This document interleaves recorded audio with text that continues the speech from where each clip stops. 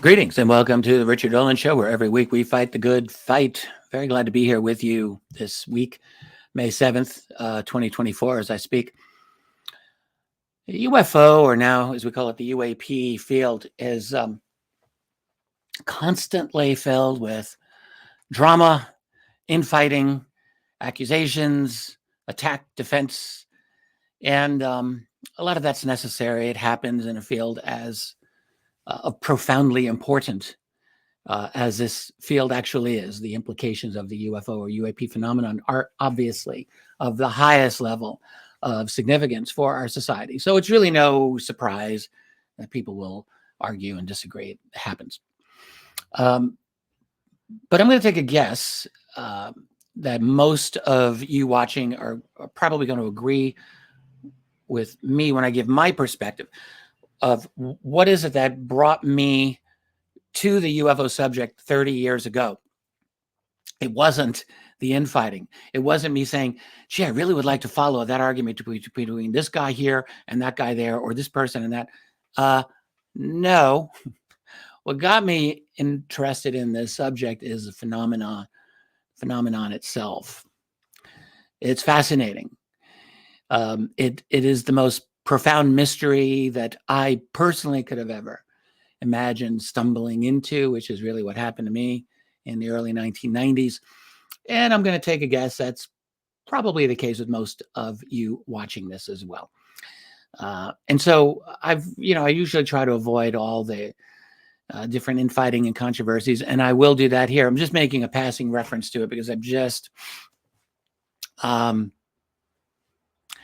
because really what I'm thinking is that our field has, for the last several years now, since 2017, been in a process of transformation. Understandable again, but in that process of transformation, we are really in danger of discarding some of the key features that have made the UFO subject so dramatic and so powerful. So today I'm going to talk about cases of missing time, which really have kind of fallen off the board since, I would say, 2017. And since this field has become UAP rather than UFO. And again, let me just say this. I understand. I fought against the whole UAP movement for a while. And then eventually I just gave in. I'm like, all right, I'm not going to be shaking my fist at the rising tide here. It's just not going to do any good. And there are good features of using the phrase UAP over UFO. And we can understand this. You have a subject that's been stigmatized so severely, so powerfully for an entire human lifetime. And if you are trying to introduce a kind of somewhat mature conversation about it in the public domain, yeah, maybe a little rebranding is just what is needed to get some really intransigent people who just will not listen to anything having to do with UFO. If you use UAP, okay, fine, we get it. All right, but the problem is what I've seen is that there's been a sanitizing of this subject in the process. So things like abductions, things like personal encounters, they seem to have gone away in the conversation, and not simply within the broader mainstream public conversation, but really even within what we can call the UFO research community. In earlier years, there were very prominent individuals doing abduction research. We all remember Bud Hopkins and Dr. John Mack, David Jacobs now, who's retired. And there's the next generation of abduction researchers, which is now the old guard, people like Yvonne Smith, Barbara Lamb, Kathleen Martin. But this is definitely a feature of the UFO subject that has gone on the back burner, if even that. There really isn't much conversation about these abduction or missing time cases. And the fact is, this is, in my view, part of the phenomenon. When we keep it as this nebulous UAP, we can sort of pretend, well, we don't know what these things are. Maybe it is Chinese or Russian technology. We hear this. But the fact is that when you really look at all of the facets of this phenomenon, it is a lot stranger than what we want. And this is the problem. I was the exact same way. Back in the 90s, I wanted the UFO subject to behave. I wanted it to make sense. I wanted it to be logical. I wanted it to be metal ships carrying, roughly human being sized aliens from another world here. And I wanted it to be all one type of alien. I wasn't even comfortable with all the variety. I didn't want any of that because the subject was strange enough. And so there was this little rationalist part of my mind that said, no, we've got to keep this under some semblance of order. Well, famous last words. The subject is notorious for really not behaving in the way that we would typically like it to behave. And that's just the reality of it.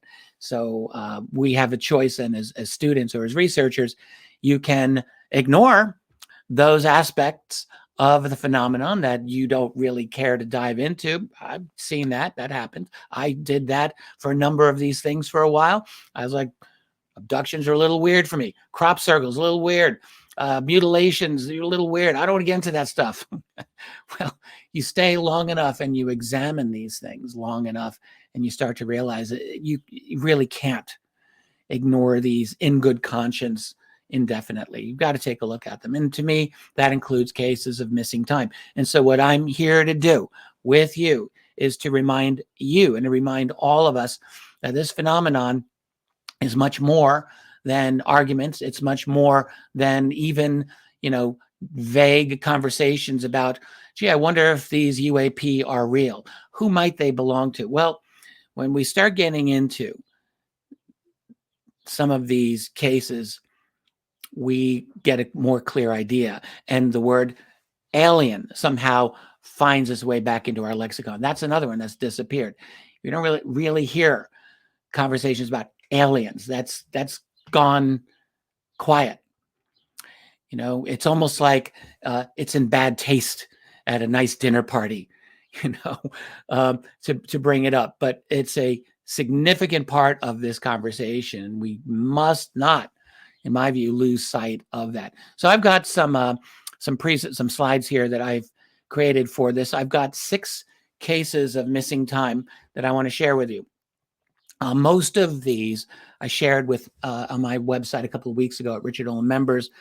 Got great feedback from many of the folks there. And I've added another case, a very recent one, that actually is connected to a USO incident. As a number of you know, I am in the home stretch of a very substantial study of USOs, that is water-based UFO or UAP phenomenon. For the record, let me just say that there's at least, I think, I need to do a full count of this, but probably 10 or 15 cases of missing time in association with USO incidents. So missing time happens out on the open water as well as in someone's bedroom. Very, very interesting. So there'll be a lot more I'll be saying about that in the weeks and months to come, but I do have one of those cases that I'm including here for you. It's the last case, in fact, as recent as the summer of 2020. And the earliest case starts I've got from 1953. So I'm really spanning quite a broad space of time here. So they're fascinating, and I encourage you to stay here with me so that we can get into it. I'm going to start with, we're going to go chronologically. So this is Tujunga Canyon. I think I misspelled that. My apologies. In California. This is an interesting one. And by the way, in each of these slides, I've indicated where I found this case. So this one is in an older issue of the MUFON UFO Journal from 1979. If you've got an old journal issue, or if I have it on PDF or digitally, whatever, you can dive into this yourself. This was investigated by Ann Druffel, who was an extremely important, prominent UFO and abduction researcher for many, many years. Really did irreplaceable work for a long time. And she lived out in California and did a lot of investigations out there. So Tujunga Canyon, this is one of the earliest and definitely a very intriguing case of missing time. It's a little more vague than a number of the others that I will be sharing with you. And spearheaded the investigation of this about 22 years later in the mid-70s. So, but anyway, the incident started with what seemed like a typical night. These two women, they were in a cabin in Tahunga in 1953, and essentially they had their memories were almost entirely blocked out by some kind of amnesia. It's not clear to me how much time they were missing, but apparently it was substantial. What's interesting, these are two women, so their names were Jan Whitley and Sarah Shaw. And did a deep hypnotic regression with Sarah, who described entities that were very tall, as I tried to depict here, dark, kind of mysterious. These were not short little gray aliens. They were tall. And the thing that was interesting is that they very closely matched the beings that were described by another individual that Anne Druffel had also interviewed, a woman by the name of Emily Cronin, just from, I think, a year or two later after this one. So the beings were described as tall and dark with very elongated or very long faces that appeared somewhat flat. They were wearing clothing of some sort. The clothing was very dark. There's a lot of gaps in Sarah Shaw's account and I think all that I'm able to say here, without having access to more detailed notes on this from Anne, of course, who's no longer with us, is that just knowing how Anne Druffel operated, she was a very thorough investigator, always very thorough. I have no reason to think that she was not satisfied that she was really onto a valid case of missing time. Don't really have a lot more information on this one, unfortunately, but I thought it was interesting. It's a 1953 case. It's very early, far earlier than, generally speaking, when we talk about abductions or encounters with alien beings. So I thought it was useful. Now, this one here, this is from 1982. This is in Filer's Files. If you are a fan of George Filer's work, it's still going. Filer's Files still is every week, every other week. This is an issue from 2011, number 17. And this was written by the gentleman who was a retired Airman First Class, U.S. Air Force, recounted an abduction experience that had occurred about 29 years ago at the time that he said. So that takes us to 1982, when he was at Cannon Air Force Base. That's in New Mexico. He described this. He said it was about 11:30 in the morning, so getting close to noon. It was broad daylight. And he was walking to, I think, get lunch. And he is alone, and he's surrounded by weird kinds of clouds. He described them as like funnels. They look like a funnel. So maybe conical shaped. It's hard to know, but maybe tapering at one end. And he saw 4 disc-shaped UFOs above him. And his last memory of this, consciously, of that event was of his hat blowing off his head, and he grabbed his hat. And that was the last thing he remembered. And it was 5 hours later that he is lying in a field. He didn't have any other after effects, no physical after effects that he could recall. And it was only 10 years later, when he was stationed in Germany, that his memory of what happened to him was triggered by the fact that the wind, or somehow his hat blew off again. 10 years later, he caught it, and it reminded him of what happened. So he did not go through hypnotic regression. And this image that I have here, I tried to recreate it, I think actually does reflect, as far as reading his account, what happened to this young man.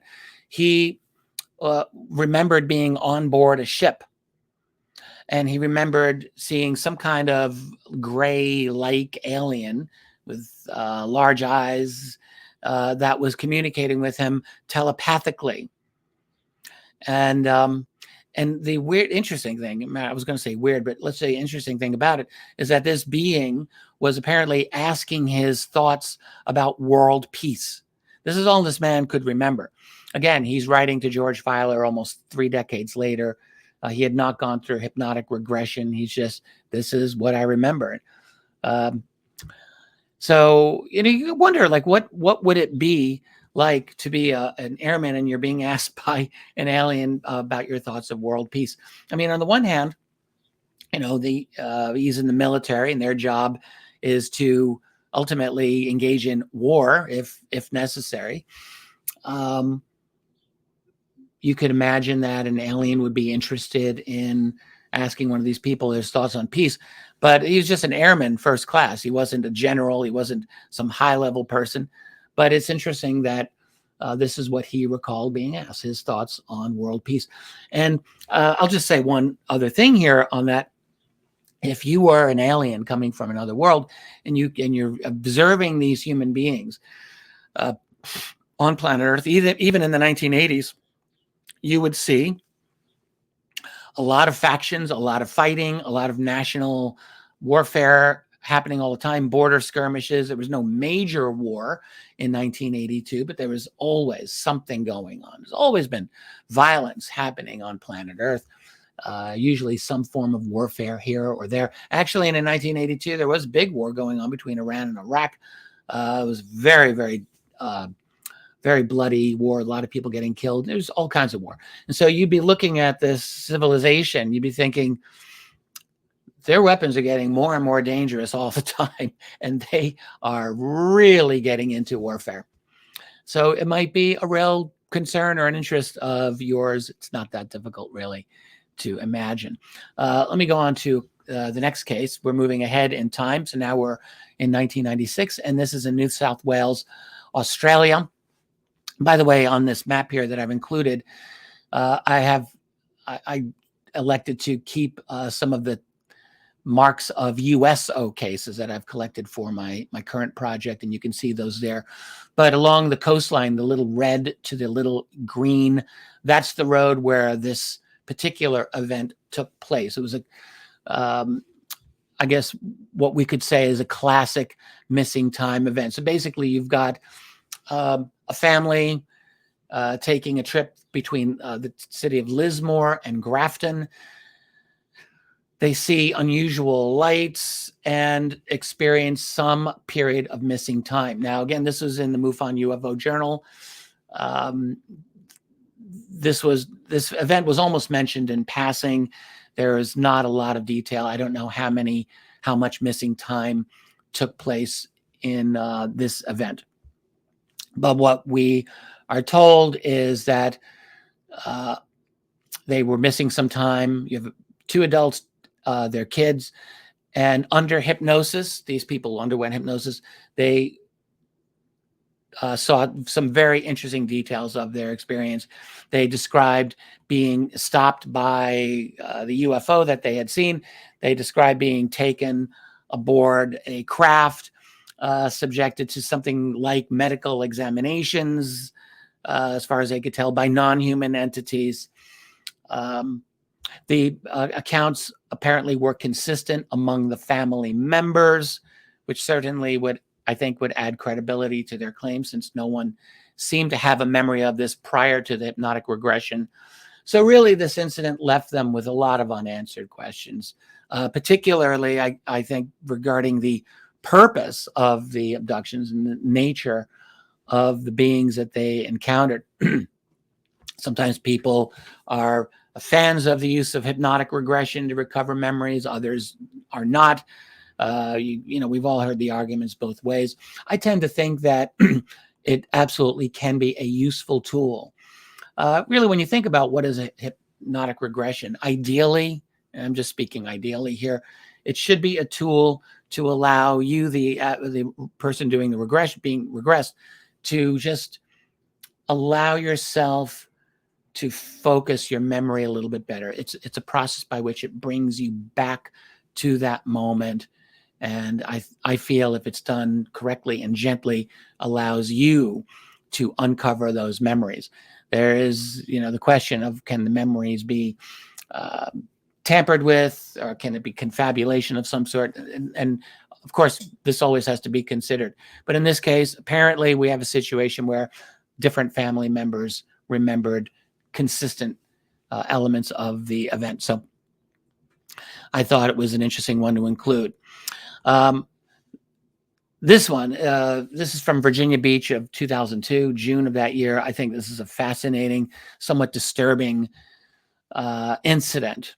So again, this was written into the MUFON UFO Journal. And, keep in mind, like, if you're writing in an abduction case in the MUFON Journal, I can say right now, like, you're not someone who is very a good candidate for saying, yes, I want to cash in on this experience. MUFON Journal in 2002, as well as today, it's not like they have the biggest distribution. This is a very, very specific thing that just found its way to the journal. So someone named V. Smith reported that there had been a number of reports of strange orb-like lights and cylindrical craft over I-64, that's between Richmond and Virginia Beach. During that period of time, we're talking late spring, early summer of 2002. He said he talked to one guy in the Virginia Beach area who swore that he saw a UFO land in that area. He also said there had been several drivers with different Virginia trucking companies who said that they had witnessed strange things in the area while driving. And then he says, I've got his statement here. He says, one driver with my company, so he had a trucking company, claims a missing time episode of about 3 hours. He said, I had a friend in dispatch pull up the satellite tracking report on his truck for that time. He goes on and says, during this period of missing time, his truck was stopped in the middle of the road for 3 hours, but no one ever saw the truck. Yet the satellite tracking report shows the truck sitting there and moving 3 hours later. He goes on, he just said the satellite tracking system has been known to be off by a space of about 1 block. He said the thing is, when there is nowhere to pull over in that particular area. He said we had at least 15 other trucks go through this area in that time frame. He said that never saw this particular truck. He says, I know this driver. He writes, he's a very straight, level-headed guy. So he's a Southern Baptist, but he was as scared as hell, according to this guy. He said it bothered him so much, he recently quit driving, and he had been driving for 18 years. He mentioned that it was at the mile marker 135 to 150 corridor there. I've not been to that mile marker, so I can't really speak for that. But very, very interesting case. This is not in connection with a UFO sighting specifically for this driver, but according to this, the man writing it in, there had been UFO sightings. Again, that's not surprising. Look, there are UFO sightings everywhere you go. When you start looking around, you go into the National UFO Reporting Center, these things are literally being seen everywhere. The last two, I think, are two of the most interesting ones. So this is from a retired police officer from 2011. And in fact, he has the exact date, April 5th, 2011. This is you have a retired Missouri police officer. I don't know the exact location. This is in Missouri somewhere. So this is very, very bizarre. So he wakes up at 3:15 a.m., he says, because his dog is a German Shepherd and his dog is barking.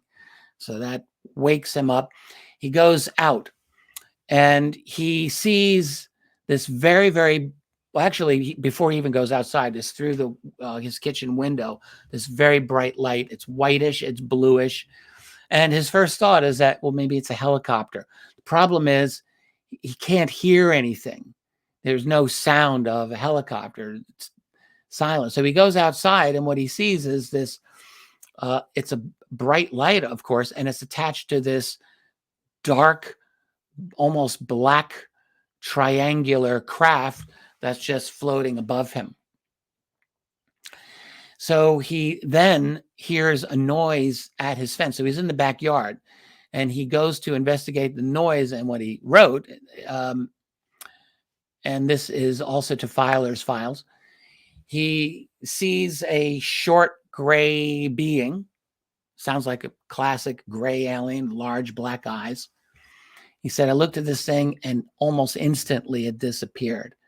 And then following that encounter, he realized he had missed about 90 minutes of time. Like, what happened? He discovered in the next morning, after I guess he had gone back to bed and then woken up, that he had red sunburn on his face, on his neck, on his arms, although he had no memory of what had happened during the lost time. He also noticed, like, his dog was absolutely terrified to go outside after this. I mean, this is really, really crazy. You read his account, he talks about, like, I went back to get my gun. He brought his gun out there. He's looking around and he just sees this thing. And in fact, he gave a description of the object. He said it was about 50 feet wide on each side. And it just floated there. It was absolutely still, not moving when he looked at it. That's when he heard a noise at the back fence. And he just, he had a flashlight as well. He shined his flashlight, couldn't see anything. And then he shined a flashlight in the direction of a noise that he heard.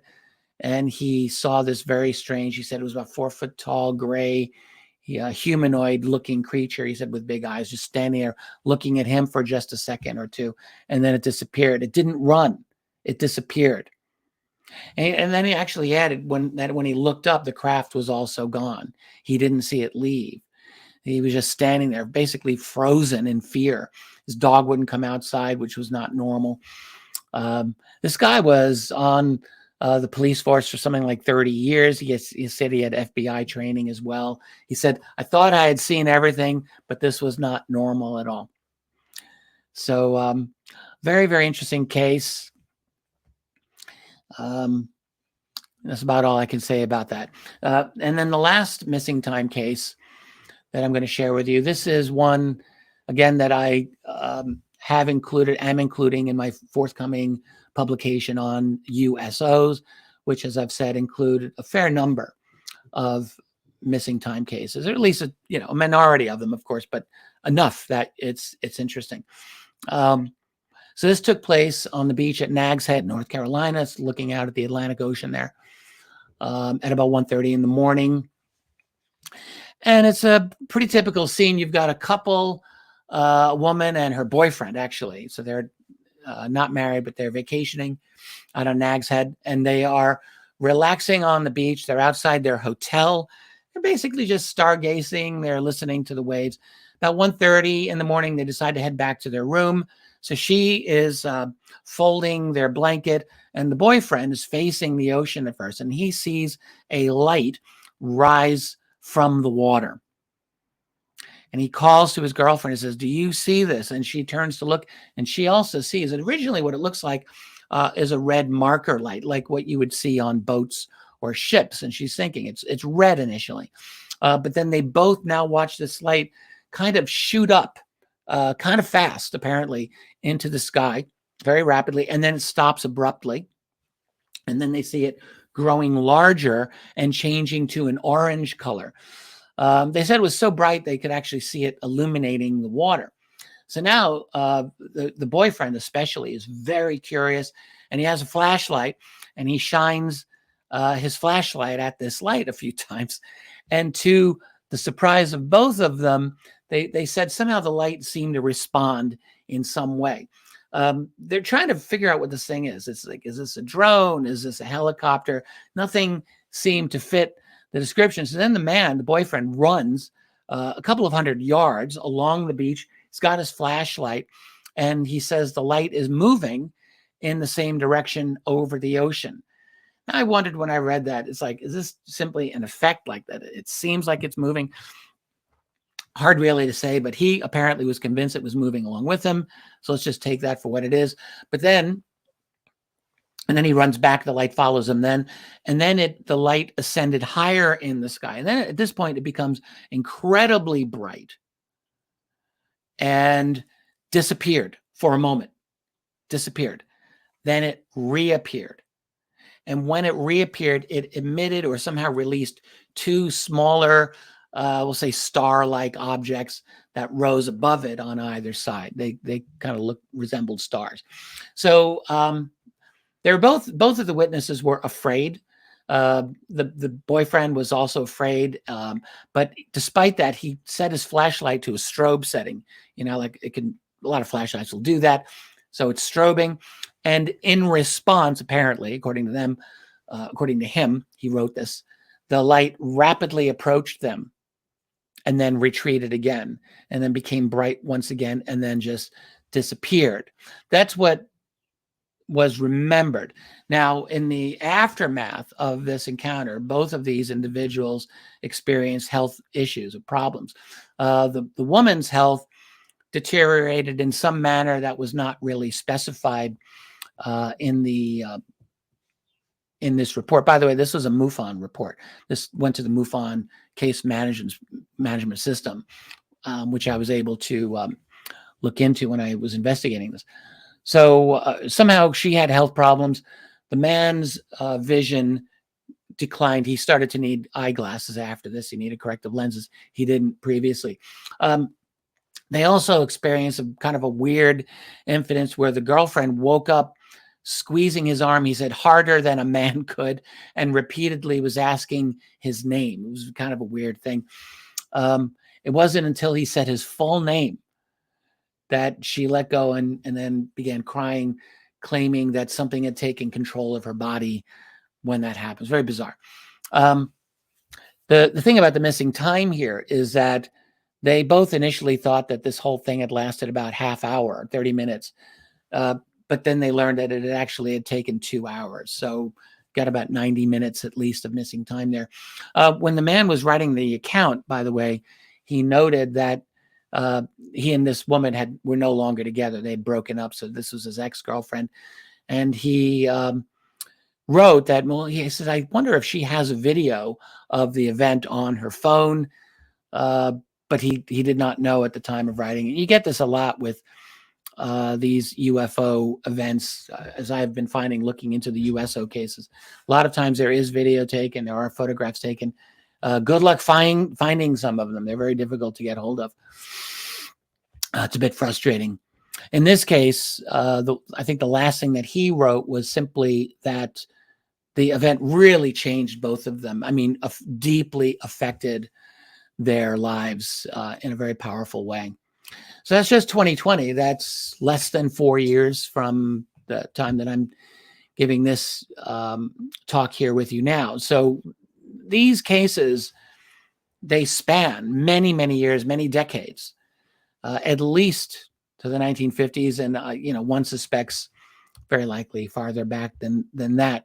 Would not be a surprise. But they definitely seem to have a long-standing consistency, at least in the modern era. And I think that's quite important. I have a couple of thoughts, follow-up thoughts that I just want to share with you. I was thinking about like these various cases and what they might represent. I mean, there are patterns that we can identify. Actually, do I have the right? Let me look at this one here first. I want to do this in order. My mistake. So one thing with most, although not all, of the missing time cases one gets, I mean, and that includes these 6 here, you see UFOs or UAP in most of them, not always all of them. The truck driver case, you don't see one. In the women in Tahunga Canyon did not see a UFO. Sometimes there are no UFOs seen, but often there are. So that is definitely a connection that has to be acknowledged. Many missing time cases absolutely happen in connection or conjunction with what we would call a UFO or a UAP. Frequently also, these events do happen in conjunction with sightings of alien beings. That's right. So there's a reason, like, we think of the missing time phenomenon in connection with UFOs and aliens, because most of them, in one form or another, are remembered or occur in connection with something like that. So I think it's fair to say we can connect that phenomenon to missing time. Many of them, not all, but many of them indicate physical or often emotional or psychological after effects, which you could see here in a number of these cases. You could see that people have been very deeply affected by this phenomenon, no surprise. And then frequently, of course, lots of memory gaps and attempts to recover the memories, which can be successful up to a point. That is what it looks like. In some cases, they don't really need any prompting at all. They just need a trigger, like in the case of the U.S. airman who had his hat blow off, and it was the act of catching a hat that blew off of his head that triggered his memory. And that's something that makes sense. That's not an act that would happen all the time. It's an unusual thing, and it unlocked at least a partial memory.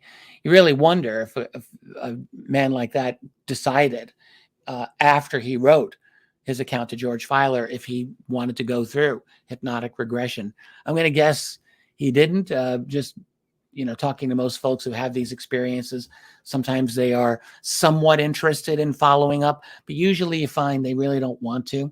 It's hard to find someone to do the regression, first of all. That's probably the number one issue. But also, I think you find that people, when they have these types of experiences, they really want to keep it as a manageable memory that doesn't really overwhelm their life. And again, this is quite understandable. So I have a couple of other observations. Just upon thinking about this, so I have at the top here potential nonlinear time perception, and it's like, I really wonder about this. So you have this phenomenon of missing time. Does it suggest that our interaction with these craft, these beings, involve a kind of nonlinear perception of time, or manipulation of time, might be a better way, by these entities or crafts? It seems to me they are able to understand not simply our mind, but I do wonder if they have an understanding of time in a way that we don't quite understand. If they have a larger brain, if they have a larger prefrontal cortex, they might very well have certain abilities in perceiving time or space-time in ways that maybe we can't, and that might allow them more easily to understand how to manipulate our own perception of space and time. Or it could just be that that's all it is, that they know how to manipulate our mind and make it seem like they can just erase part of our time from our memory. But I think that in some of these cases, you really have to wonder, are they able to manipulate our perceptions in an even more profound way? One thing that definitely comes through is this idea of selective visibility and interaction. Think about like the Virginia Beach incident, the trucker. It just, to me, raises the possibility that whoever's behind this and their interactions with us might be selectively visible or selectively perceivable. And, that selectivity could be intentional, controlled by them, and targeted only at specific individuals or groups. You could theorize that it's just a kind of a random thing that happens, but I suspect that these beings know exactly what they're doing. In other words, they might very well have an ability just to target a very specific person, and whereas no one else would perceive what's going on. I've often wondered that. You've got implications for human consciousness in all of this. I guess I was kind of referring to this earlier, but this whole recurring theme of memory recovery, especially through hypnosis, to me, this suggests that human consciousness and human memory is more malleable than we commonly might recognize. The encounters have the ability to be triggered in later times that could unlock those memories, and in ways that I'm suspecting that we don't quite yet understand. So I find that all quite fascinating. Is there an interdimensionality to these encounters, or is it that these beings and craft are able simply to use very, very advanced technology and science that can make it seem like they're coming from another dimension of reality, but they can cloak themselves, they can do all of these different things, become selectively visible, have profound psychological impact on us? Are these characteristics of beings that actually come from a different dimension, or is it a fact of very, very advanced technology that they are operating with, and that is what kind of messes with our cognitive capabilities when we deal with them? I mean, not sure. One thing that I think is very clear is that we do not operate with them on equal terms. They do not see us on terms of equality. I think that has to be undeniable. Whatever else you say about this, they do with us what they want to do with us on their terms when they choose to. And it doesn't seem to me, in looking at any of these cases, that we human beings really have any say in the matter, at least up to a certain point. I'm just not seeing any evidence for that. These beings, they do what they want. Does it mean that they're evil? No, it doesn't have to mean that they're evil. Does it mean that they are here to conquer our planet? It doesn't have to mean that either. We don't know. It could be not negative, or it could be negative. And, my feeling with this is that we are still at a point where I think it would be very unwise to make a firm conclusion about the definite motivations, whether pro or con, but be prepared for either. I think it would be very premature and kind of irresponsible to act as though we have a definite conclusion one way or the other. My attitude is I want to be cautious about the phenomenon. I think it's a good idea to be cognizant of the possibility that there could be very negative implications from this visitation.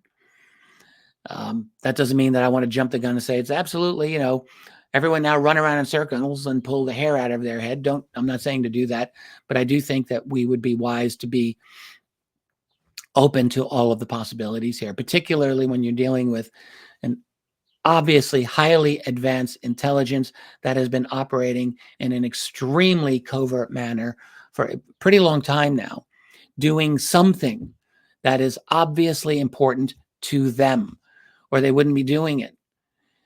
And it's obviously important to them that we humans don't get too engaged consciously with what they're up to.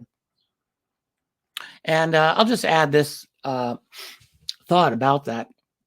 I've wondered about this a bit lately. So if we were aliens visiting humanity, whether it's now or whether it's even like 50,000 years ago, or even more, we would know. Sometimes you hear people saying, "Oh, we have to be just so low level compared to these aliens." I hear that. I think I don't really agree with that. I've never agreed with that. What I suspect is that these aliens would be looking at us thinking, "Oh crap, these buggers are pretty smart. They're pretty observant. Like they are tool users. They have self-awareness. They engage in abstract symbolic thinking. If we land, they're going to see us. They're going to be very curious about us. Do we want that? Like, that's what I could see. They would be very aware that we don't have their technology, but we're smart, we're observant. And, we either have sharp, pointy spears, or we got guns and laser weapons or whatever. Like, we have the ability to be very aggressive. And that's what I think what they're aware of. And so I suspect their attitude would be very covert. I think it would make sense for them to be covert. So it doesn't have to be nefarious. On the other hand, it could be. From our point of view, as human beings, we're thinking there's this massive presence of this other, whatever they are, here, blanketing our planet. And they are. These sightings are everywhere. And it's all covert. And so we are obligated to ask, just what is going on here? What are they doing? Do we want to be concerned about this? Or what kinds of answers are we able to get here? And by the way, what kinds of information does the deeply classified world that has been looking into this for quite some time, what conclusions have they drawn from this? Clearly, there are conclusions. There is no way that the United States military, after dealing with this phenomenon for more than 80 years now, is not going to have a number of provisional or much more than provisional conclusions about who these beings are and just what exactly they're up to. And when we get these answers, these claims from the Pentagon, particularly the DOD, which says, well, we are investigating this, we're looking into it. We don't have any evidence that these are ET or things like this. I mean, these are not credible answers. These are not serious answers. You could argue they have their reasons for hiding that information from us. But the problem is that we're really not in an era any longer where it's realistic or possible to hide this information. We're not in the pre-internet era anymore. We're in an era where more and more toothpaste comes out of the tube all the time. You can't go back in. And so, like it or not, whether the secret keepers think that their secrecy is justified for genuine public safety reasons, or they want to keep their secret, in my view, more likely because there's money, there's power in that secrecy. But for whatever reason, it can't be maintained indefinitely. It's just not going to be possible. Somehow this is breaking out. The real issue for those of us who are students of this subject, who are researchers of this subject, is to do our very best to get as much accurate information about this phenomenon as we can in all of its complexity. And then we can do our best to figuring out just what on earth is going on. So with that, I'll leave you. As always, if you like this program, please do support me by liking the video, subscribe to my channel, get notifications so you don't miss when I do put out a new video. If you really support what I do or my work, please do go to richarddolanmembers.com, where I have a great amount of content there. You can become a member of my site.